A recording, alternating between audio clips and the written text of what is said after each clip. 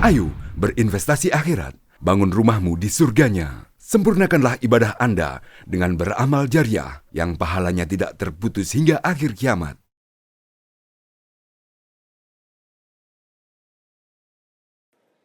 Assalamualaikum warahmatullahi wabarakatuh.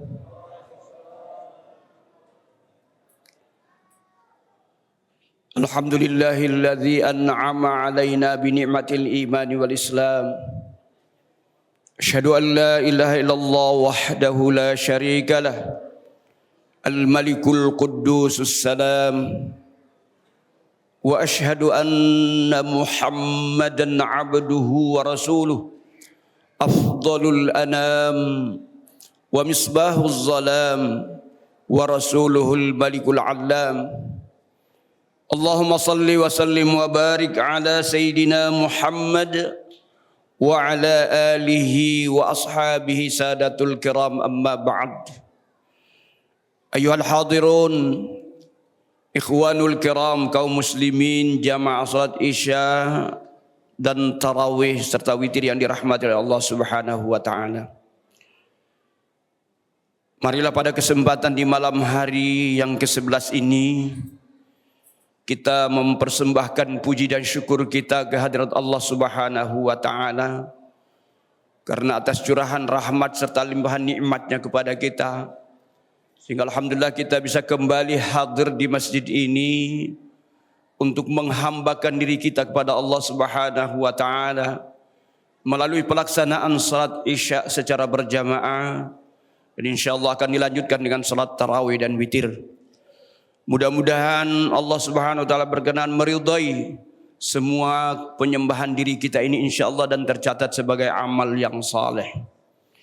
Salawat serta salam semoga senantiasa tercurah keharibaan junjungan kita Al-Mustafa Habibullah Muhammad Rasulullah sallallahu alaihi wasallam beserta keluarga, para sahabat, para tabi'in, tabi'in, dan juga kepada segenap lapisan umatnya yang masih istiqamah memegang teguh terhadap syariah, ajaran serta tuntunan yang telah disampaikan oleh beliau ila yaumil qiyamah.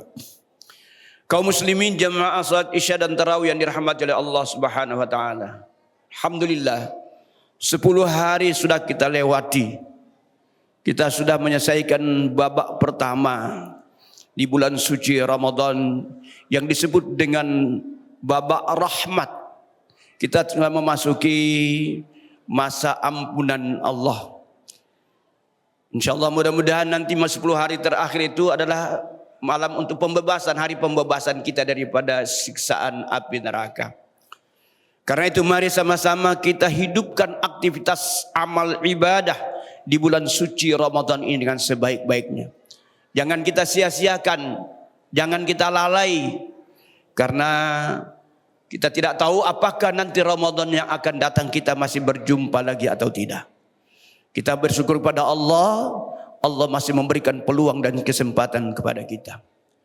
Jamaah rahimakumullah, bulan Ramadan ini juga disebut dengan Syahrul Quran, yakni bulan Al-Quran.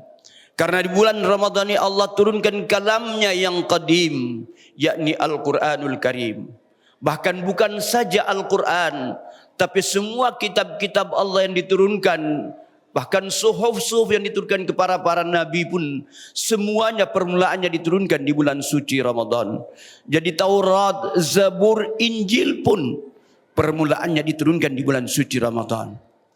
Karena itu mari kita cintai Al-Quran yang Allah turunkan sebagai hudan, sebagai pedoman dalam kehidupan kita. Jika kita berpegang teguh kepadanya, insya Allah dijamin kita tidak akan tersesat di dalam perjalanan hidup dan kehidupan kita ini. Baginda Rasulullah Muhammad sallallahu alaihi wasallam yang kita cintai menandaskan dalam hadis beliau, taraktu fikum amrayni ma in tamassaktum bihima lan tadillu abada, kitaballahi wa sunnata rasuli.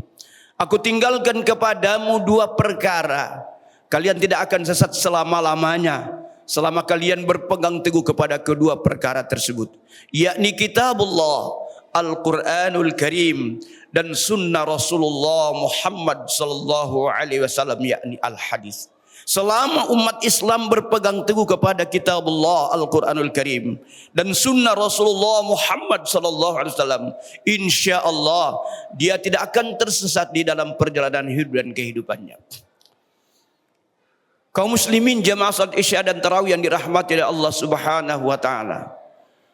Yang pertama adalah mari kita cinta untuk membacanya dulu. Orang yang membaca Al-Quran itu mereka paling mulia di sisi Allah Subhanahu wa taala.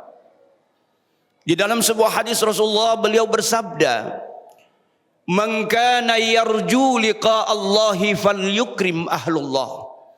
Barang siapa yang ingin kembali kepada Allah, maka hendaklah dia memuliakan ahlullah. Qila hal lillahi azza wa jalla ahlun. Para sahabat bertanya, "Ya Rasulullah, apakah Allah azza wa jalla punya ahli, punya keluarga?" Qala na'am, tandas beliau, "Iya." "Manhum ya Rasulullah?" "Siapakah mereka itu ya Rasulullah?" Beliau tandaskan, "Ahlullah fid dunya alladzina yaqra'una al-Qur'an." Ahlullah di dunia ini, keluarganya Allah di dunia ini adalah orang-orang yang membaca Al-Quran. Man akramahum faqad akramahullah wa a'tahul jannah. Siapa yang memuliakan mereka, maka Allah akan memuliakannya dan Allah akan memasukkannya ke dalam surga. Wa man ahanahum faqad ahanahullahu wa adkhalahun nar. Siapa yang menghina mereka, maka Allah akan menghinakannya dan Allah akan memasukkannya ke dalam neraka. Ya Abu Hurairah, tandas baginda Rasul, "Hei Abu Hurairah, ma indallahi ahadun akramu min hamil Quran." Tidak ada orang yang paling mulia di sisi Allah daripada orang-orang yang membaca Al-Quran. Ala wa anna hamilil Quran akramu indallahi ahadun illal anbiya. Ketahuilah, orang-orang yang mengambil Al-Quran untuk dibacanya, mereka paling mulia di sisi Allah melebihi seluruh manusia. Illal anbiya, kecuali para nabi. Begitu tingginya derajat orang-orang yang membaca Al-Quran itu. Kaum muslimin jamaah salat Isya dan tarawih rahimakumullah. Orang-orang yang membaca Al-Quran pada saat dia membacanya, seolah-olah dia sementara bercakap-cakap dengan Allah Subhanahu wa taala, sementara berdialog dengan Allah Subhanahu wa taala. Beliau Rasulullah Muhammad sallallahu alaihi wasallam yang kita cintai menandaskan bahwa mereka yang membaca Al-Quran itu seolah-olah lagi bercakap-cakap dengan Allah. Man arada ayyatakallama ma'allah falyaqra'il Qur'an. Barang siapa yang hendak bercakap-cakap dengan Allah, maka hendaklah dia membaca Al-Quran. Jadi orang yang sementara membaca Al-Quran, dia tidak sadar bahwa dia lagi ngomong dengan Allah Subhanahu wa ta'ala. Dan insya Allah nanti besok di akhirat, Al-Quran akan datang memberi syafaat kepada yang membacanya.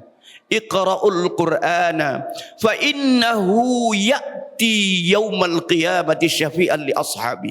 Bacalah Al-Quran karena sesungguhnya dia akan datang pada hari akhirat memberi syafaat kepada yang membacanya. Kaum muslimin jamaah salat Isya dan tarawih yang dirahmati oleh Allah Subhanahu wa taala. Untuk itu mari kita mencintai Al-Quran. Yang pertama, cinta membacanya.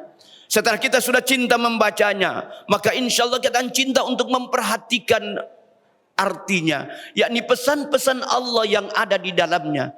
Setelah kita memperhatikan pesan-pesan Allah yang ada dalam Al-Quran, maka insya Allah kita akan amalkan pesan-pesan Allah dalam hidup dan kehidupan kita. Sehingga insya Allah Al-Quran benar-benar menjadi hudan, menjadi petunjuk dalam hidup dan kehidupan kita ini. Kaum muslimin jamaah salat Jumat, salat Isya dan tarawih yang dirahmati oleh Allah Subhanahu wa taala. Mudah-mudahan di bulan suci Ramadan ini kita makin gemar membaca Al-Quran. Kalau bisa menghatamkan berkali-kali sesuai dengan kemampuan kita. Dan kalau bisa membaca Al-Quran itu harus dengan cara yang baik, dengan tajwid yang baik. Kadang-kadang kita menganggap bahwa kita sudah baca dengan baik menurut kita, tapi menurut orang yang mendengar masih banyak yang tidak sesuai dengan kaidah-kaidah yang ada di dalam Al-Quran itu. Karena itu bacalah Al-Quran itu. Karena Allah perintahkan warattilil Qur'ana tartila. Bacalah Al-Quran itu dengan tartil. Imam Ali karramallahu wajah menandaskan tartil itu bermakna tajawidul huruf wa ma'rifatul wuquf. yakni memperbagus ucapan huruf dan mengerti tentang tanda-tanda wukuf. Insya Allah, mari jangan kita malu-malu bertanya bagaimana cara untuk membaca Al-Quran dengan baik. Karena kalau kita baca sendiri saja, kita belajar tajwid saja, tanpa kita baca di hadapan guru yang mahir, maka susah untuk kita mendapatkan bacaan yang baik. Mari jamaah rahimakumullah, mudah-mudahan kita sama-sama mencintai Al-Quranul Karim. Insya Allah, Allah akan mencintai kita dan Allah akan memasukkan kita ke dalam syurganya. Bismillahirrahmanirrahim. Taufiq wal hidayah. Assalamualaikum warahmatullahi wabarakatuh. Ayo dukung media dakwah Masjid Agung Al-Akbar dengan ikut berdonasi pengadaan alat multimedia dan operasional dakwah. Usia boleh terputus, pahala jariah mengalir terus.